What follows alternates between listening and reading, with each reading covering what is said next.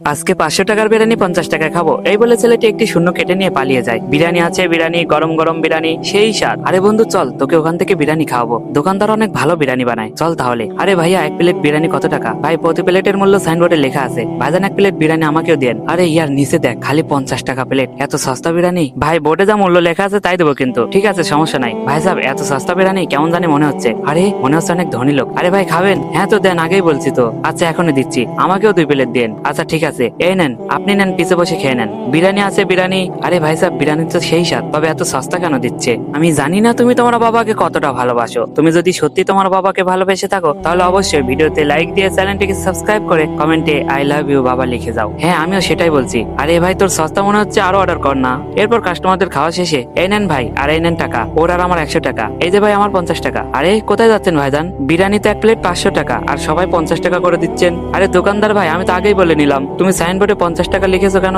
আমাদের বোকা পেয়েছে। আবে হারাম কর, সাইনবোর্ড দেখ না কি লিখেছিস। তোমরা আমার সাথে মজা করছো কেন? আচ্ছা সাইনবোর্ডে যা থাকবে তাই দিতে হবে। আচ্ছা ঠিক আছে, এই দেখো এখানে তো 500 লেখা। আরে 50 কে লিখলো, আমরা কিভাবে বলবো? থাকো চললাম। দেখো আমি অনেক গরিব মানুষ, আমার সাথে এরকম করো না।